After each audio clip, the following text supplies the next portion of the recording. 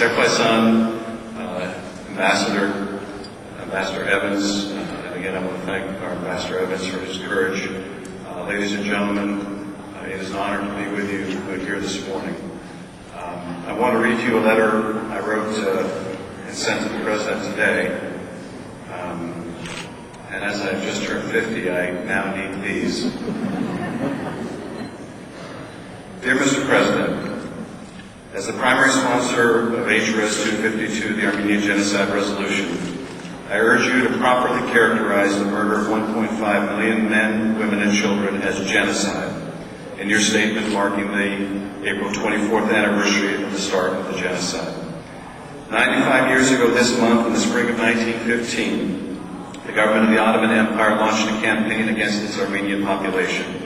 Wholesale massacres, forced marches to blistering deserts, rapes, and looting were visited upon the Armenians of eastern Anatolia.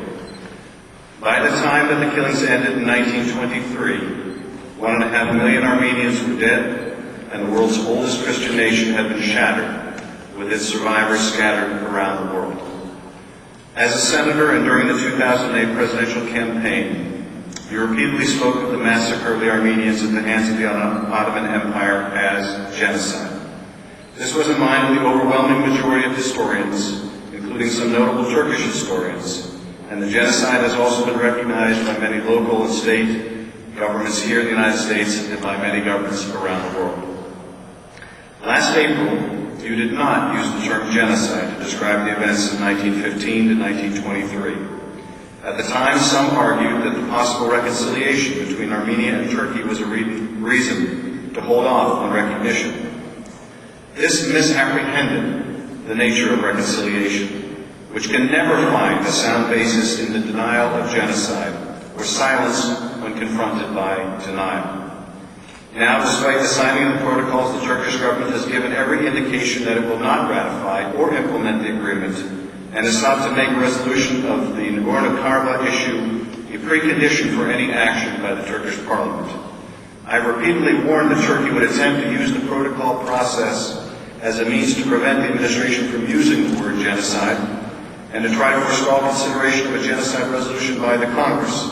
This must not be allowed to come to pass. Linking the process of the protocols to the Armenian Genocide Resolution actually encourages Turkey not to ratify them, since the Turks know that prolonging the process serves to provide opponents of the resolution with a continuing excuse to delay recognition of the Armenian genocide.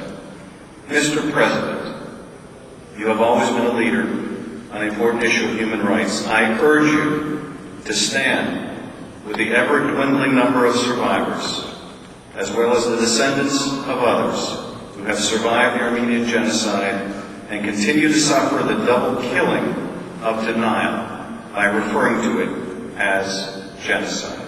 Sincerely, Adam Schiff.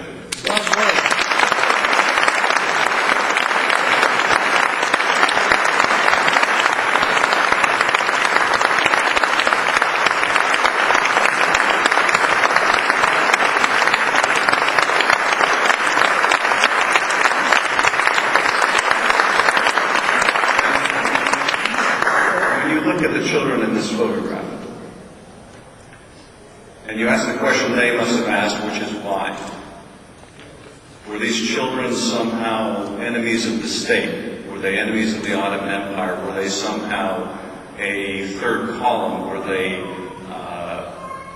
they criminals, war criminals? Of course the answer is no. Why were they singled out? They were singled out for the same reason that 1.5 million others were singled out. They were singled out simply because they were Armenian.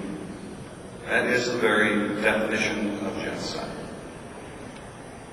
Because they have no voice, we must be their voice.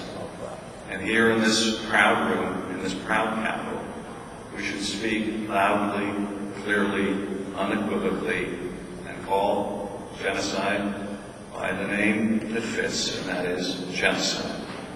I hope the President hears our words here today. I hope that he will see these images and understand the moral imperative of speaking plainly about mass murder. Thank you, and God bless you.